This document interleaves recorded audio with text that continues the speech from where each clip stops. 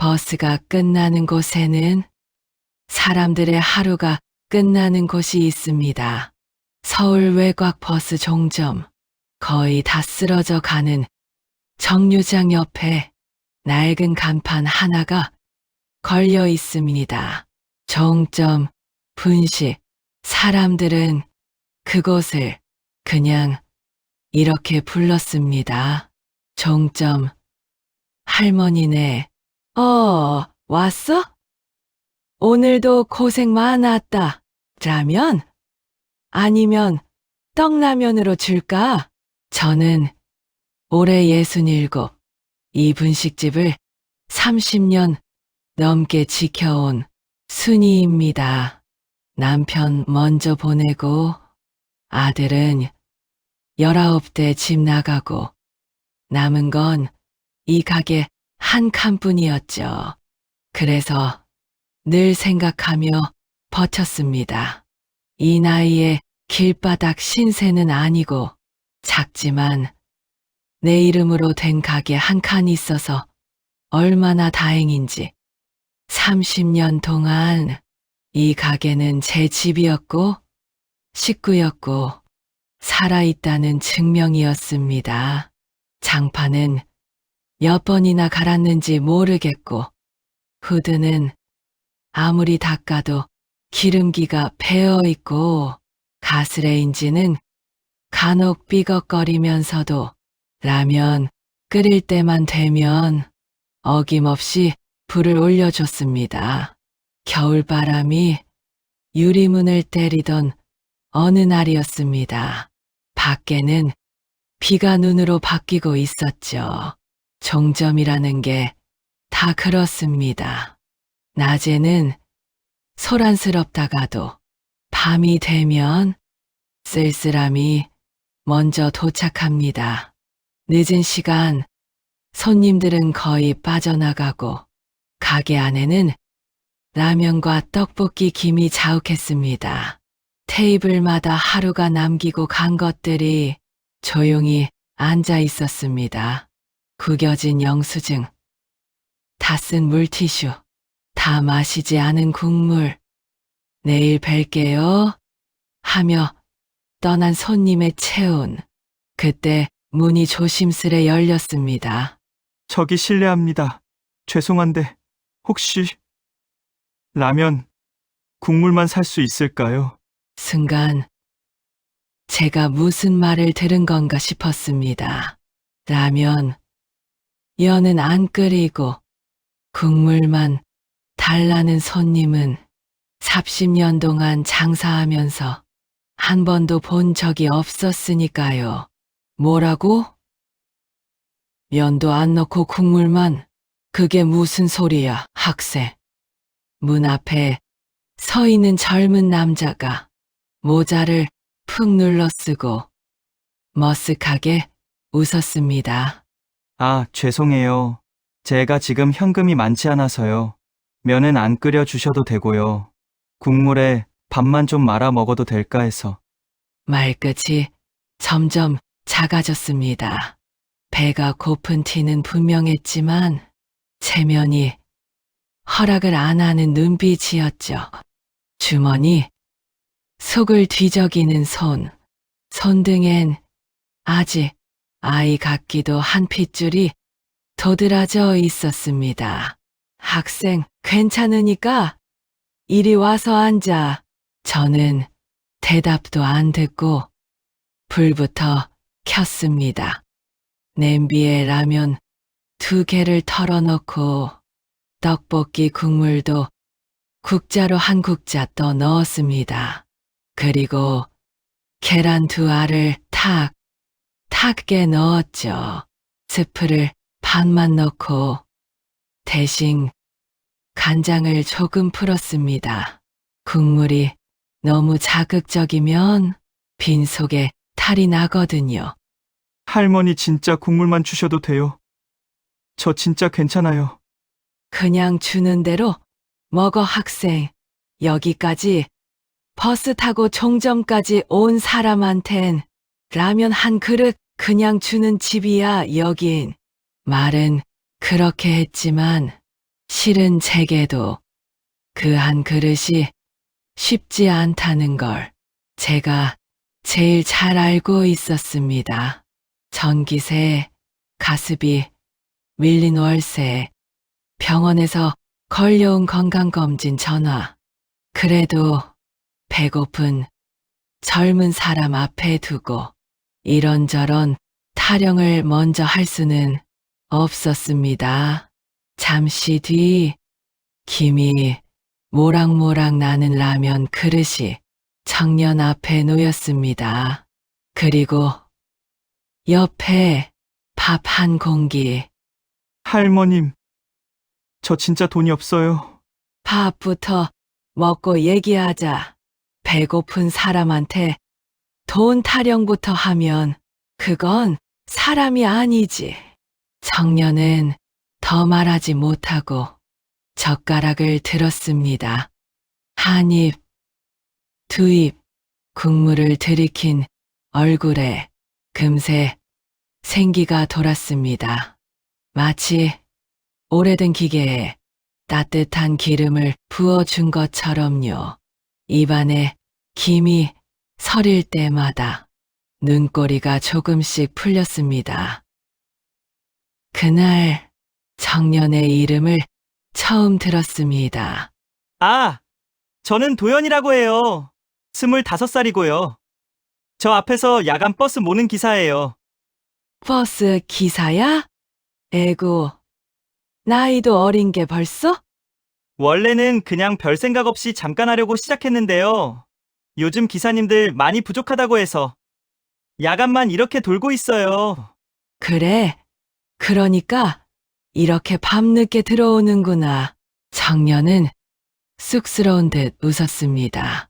사실 오늘 좀 무리했어요. 낮에는 물류센터에서 짐 나르고 저녁엔 대리운전 좀 뛰고 밤엔 버스 타고. 학생, 그러다 사람 잡는다. 몸 하나밖에 없는 거야. 건강이 최고야. 알죠. 근데 어쩔 수가 있어야죠. 엄마가 병원에 계셔서 폐암이라네요. 그 말에 젓가락 들고 있던 제 손이 멈췄습니다. 폐암이라는 단어는 저에게도 낯설지 않은 단어였으니까요. 주방 구석에 보관해둔 병원 봉투 하나가 떠올랐습니다. 제 이름이 적힌 봉투. 폐에 뭐가 보인다느니, 정밀 검사를 해보자느니, 그런 말들이 써 있는 봉투였죠. 나는 검사 날짜를 미루고 또 미루고 있었고, 이 아이, 엄마는 아마도 그 병실 어디쯤에서 숨을 몰아쉬고 있겠구나.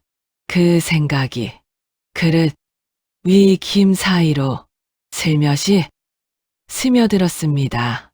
그날 이후로 도연은 종점 분식의 단골이 됐습니다. 야간 첫 차 돌리기 전 잠깐 들러 김밥 한 줄을 입에 물고 나가기도 하고 막차를 끝내고 돌아와 눈이 반쯤 감긴 얼굴로 할머니, 라면 하나만 하고 들어오기도 했습니다. 할머니, 어제는요. 손님이 한 명도 안 타고 끝까지 가더라니까요.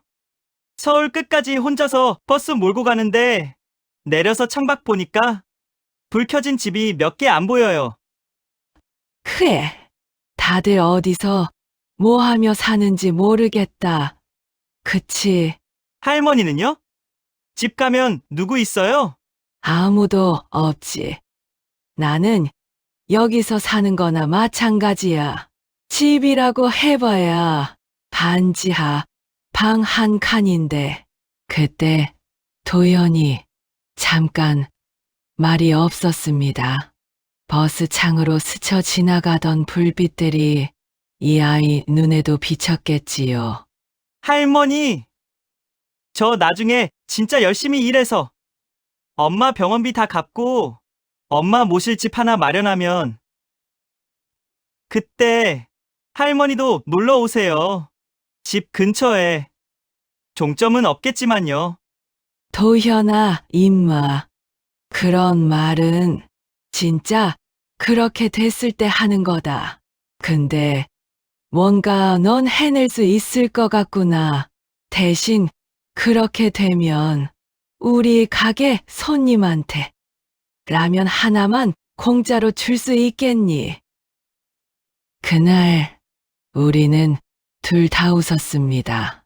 하지만 웃음 뒤에 각자의 걱정이 조용히 앉아 있다는 걸 서로 알면서도 굳이 꺼내지 않았습니다.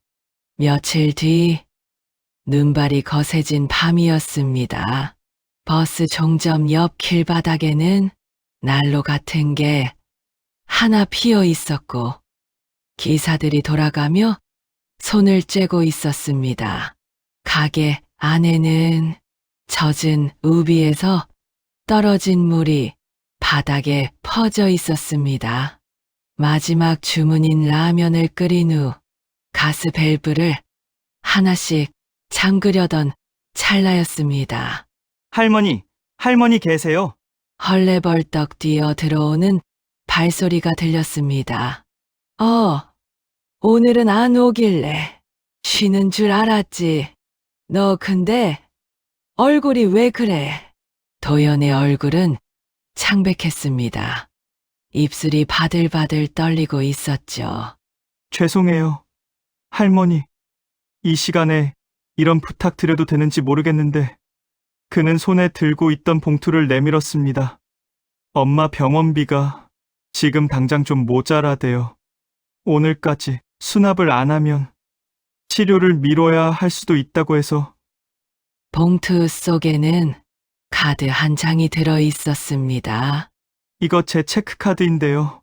한 번만 할머님 명의로 결제 좀 대신해 주실 수 있어요? 제가 다음 월급 들어오면 진짜 제일 먼저 갚을게요. 맹세할게요. 저는 한참 말이 나오지 않았습니다.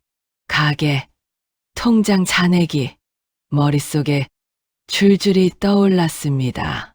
전기세, 가스비, 밀린 월세, 식자재비, 그리고 병원에서 걸려온 전화. 어르신, 이번에도 검사 미루시면 안 됩니다. 제 어깨에도 이미 무거운 것들이 많이 올라타 있었죠. 그래도 청년의 떨리는 손을 보니 도저히 모른 척을 할 수가 없었습니다. 얼마 모자란다고 그랬지. 50만 원이요. 50이라 결코 작은 돈이 아니었습니다. 제게는 한 달 생활비의 절반 이상이었으니까요. 하지만 그 순간 문득 떠올랐습니다. 19살 때 갑자기 쓰러졌던 우리 엄마. 수술하실 돈이 없으셔서 조금만 더 일찍 오셨으면.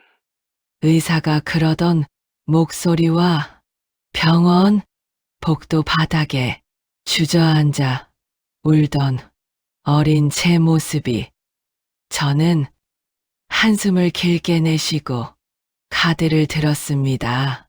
그래. 도연아, 네, 할머니가 한 번 대신 내줄게. 도연의 눈이 순간 동그래졌습니다. 근데 우리 약속 하나 하자. 어떤 약속이요? 나중에 네가 진짜 잘 되잖아? 그러면 너처럼 힘든 애 하나 보이면 오늘 할머니 생각하면서 한 번만 도와줄 수 있겠니? 그걸로 퉁치 마. 카드를 긁는 기계음이 유난히 크게 들렸고 영수증이 길게 뽑혀 나왔습니다. 그날 밤 도연은 고개를 깊이 숙였습니다. 할머니, 저 진짜 평생 이 은혜 못 잊을 거예요. 도연아, 감사 인사는 나중에 받으마. 할미랑 한 약속이 있지 않았지? 얼른 가. 오늘은 엄마 곁에 있어 드려야지.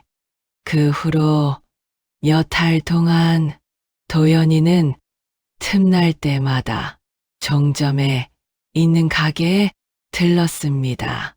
라면 대신 김밥만 시킬 때도 있었고, 떡볶이 국물에 남은 밥을 말아갈 때도 있었습니다.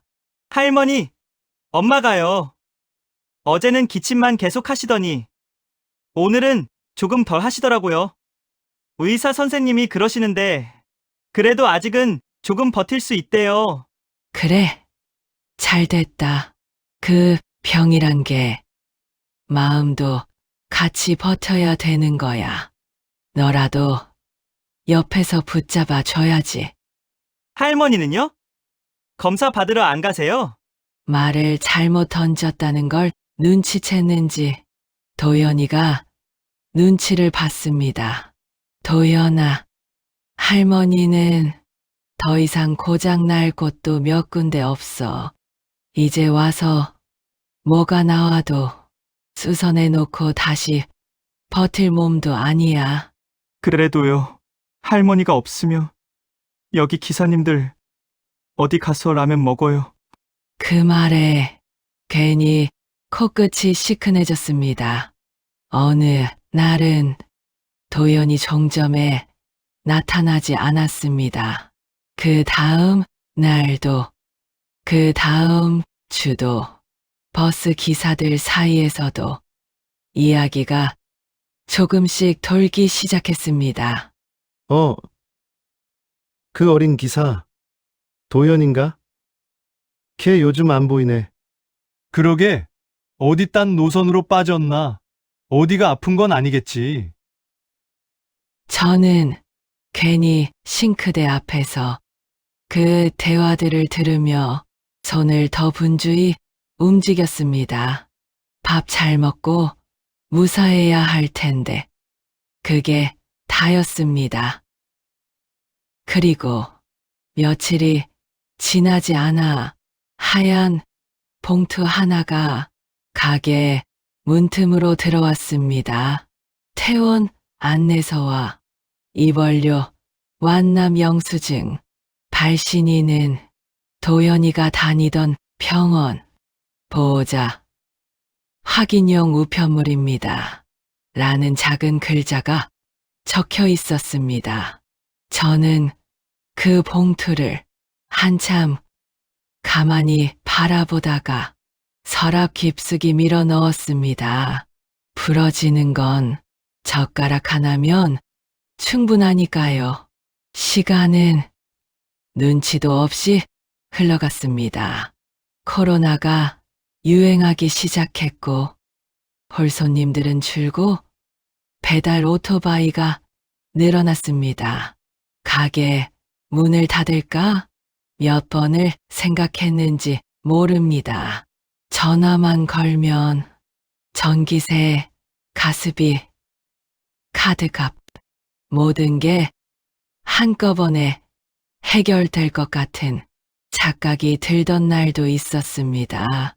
그때마다 가게 구석 벽에 붙은 작은 그림 한 장을 봤습니다. 앞치마를 질질 끌면서 엄마, 나도 라면 팔래 라고 소리치던 5살 태수의 그림. 종점 분식이라는 글자가 삐뚤빼뚤하게 적혀 있었죠. 그래도 길바닥은 아니다. 내 이름으로 된 가게 한 칸은 있다. 그 말을 다시 한번 중얼거리면 가스 밸브를 다시 올릴 수 있었습니다. 그리고 어느 날 벽 한쪽에 빨간 종이 한 장이 붙었습니다. 재개발 구역 지정 안내. 그날 구청에서 나온다는 공무원과 건설사 직원이 함께 찾아왔습니다. 어르신, 여기 서명 한번 해주세요. 보상 절차 안내문이고요. 이 동네 전체가 재개발 들어가거든요. 아니, 갑자기 이런 걸 주면 여기 내가 30년을 살았어. 30년을 라면 하나 끓여서 이걸로 먹고 살았는데 그래서 보상해 드리는 거예요. 시세보다 조금 더 쳐드리는 거라니까요. 딴 데 가게 하나 더 내시면 되죠. 다른데 가게라는 말이 그렇게 쉬운 얘긴지 저 사람은 모르는 눈치였습니다. 시내 임대료를 한 번이라도 알아봤다면 그 말이 그렇게 안 나올 텐데 말이죠. 문서에는 낯선 숫자들이 적혀 있었습니다. 보상금, 이주일, 철거 예정일, 그리고 자진 철거, 기한 내 자진 철거를 하지 않을 시 강제 집행할 수 있음. 그 문장을 읽는 순간 가슴이 철렁 내려앉았습니다. 울며 저자먹기로 서명을 하고 나오는 길, 정류장 옆 벤치에 잠깐 앉았습니다. 버스 한 대가 들어와 엔진을 끄고 기사가 내렸습니다. 할머니, 왜 그렇게 멍하니 계세요? 기사 양반 왔어요? 오늘도 라면 하나 드려요? 아니요. 오늘은 그냥 김밥 하나만 주세요. 손에 쥐어진 종이에 적힌 철거 예정일이란 글자가 자꾸만 눈앞에 겹쳐졌습니다. 아, 이게 내 마지막 겨울이구나. 그렇게 생각하며 마지막 일주일을 버텼습니다. 단골 기사들은 제각각 인사를 하고 떠나갔습니다. 할머님, 여기서 라면 먹는 것도 이번 주가 마지막이겠네요. 그쵸? 나 여기 라면 덕분에 야간 운행 버텼는데 난 데 가면 이런 맛 나겠어요? 에이, 별소릴 다 하네. 어디 가서 그런 말은 하지 마. 부끄럽게 다들 몸 건강히 다니기나 해. 마지막 날 전날 밤 저는 가게에 불을 끄고 의자 하나에 앉았습니다. 라면 냄비들도 불이 꺼지니 갑자기 늙어 보였습니다. 문득 20살 도연이 생각이 났습니다. 라면 국물만 팔아 달라던 얼굴, 카드 한 장 내밀던 떨리는 손, 할머니, 평생 잊지 않을게요. 라고 말하던 목소리. 그 애는 잘 살고 있을까? 버스가 한 대 종점으로 들어왔다가 허리를 돌려 나가고 있었습니다. 각자 돌아갈 곳이 있는 사람들 틈에 저도 끼어 있는 건지 아니면 버스만 계속 보내고 있는 건지 잘 모르겠더군요. 철거 예정일은 생각보다 빨리 찾아왔습니다. 새벽부터 종점으로 트럭들이 들어왔습니다. 구청 마크가 뚜렷한 차량, 용역들이 탄 승합차, 건설사 로고가 붙은 헬멧들. 어르신, 오늘 철거 들어갑니다. 어제까지 자진 철거 안 하셨으니 이제 저희가 들어갈 수밖에 없어요. 잠깐만요. 지금 손님도 없고 안에 기계들 정리도 아직. 정리는 저희가 다 해드려요. 원래 이렇게 진행되는 겁니다. 정리라는 말이 이렇게 잔인한 말인지 그날 처음 알았습니다. 떡볶이 판이 뽑혀 나가고 라면 냄비가 트럭으로 옮겨졌습니다. 수십 년 동안 김과 기름과 웃음이 배어 있던 것들이 마치 쓰레기처럼 덜컹 트럭 바닥에 떨어졌습니다. 안 돼요. 그건 그냥 새덩이가 아니에요. 그게 저는 트럭 앞으로 나가 두 팔을 벌렸습니다. 제발 이것만은 조금만 더 시간 좀 주세요. 이 가게가 내 전부예요. 진짜로. 할머니, 위험하니까 비키세요. 저희도 어쩔 수 없습니다. 저희도 시키는 대로 해야 먹고 살아요. 거친 손이 어깨를 밀쳤습니다. 몸이 휘청거리며 뒤로 넘어지는 순간 바닥에 얼음물이 등을 차갑게 적셨습니다. 손바닥에 깨진 그릇 조각이 느껴졌습니다. 하늘이 잠깐 뒤집히는 것 같았습니다. 그때였습니다. 종점 입구 쪽으로 고급진 승용차 한 대가 천천히 들어왔습니다. 흰색 캡에 파란 로고가 크게 붙어 있었습니다. 도연물류.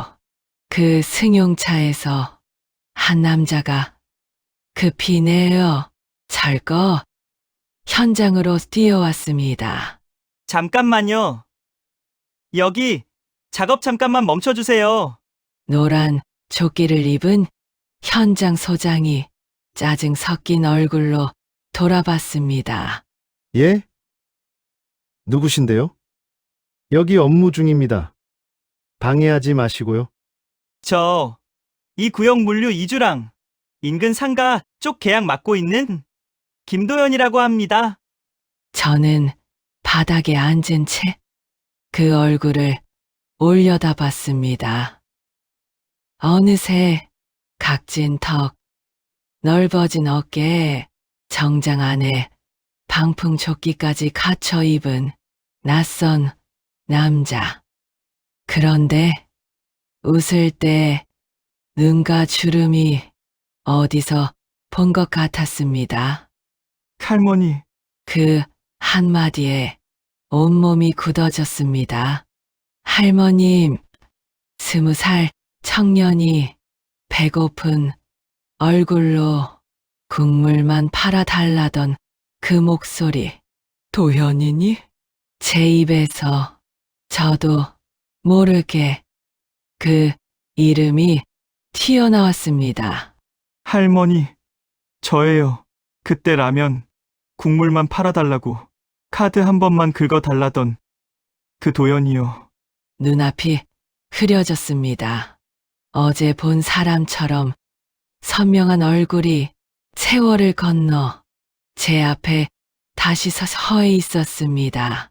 소장님, 여기 가게 철거 잠깐만 멈춰주시면 안 될까요? 아니, 그게 이미 일정 다 잡혀 있어서요. 이렇게 중간에 멈추면 우리도 골치 아픈데. 제가 구청이랑 건설사 쪽 담당 부장님께 바로 연락드릴게요. 이 가게는 일단 오늘은 손 안 대시는 걸로 하시죠. 도연은 휴대폰을 꺼내 어디론가 연달아 전화를 걸었습니다. 네, 팀장님. 도연입니다. 지금 종점 쪽 분식집 건 말인데요. 네, 맞습니다. 그 집 맞아요. 보상금 일부는 저희 쪽에서 추가로 부담할 테니까 철거 일정 조금만 조정해 주세요.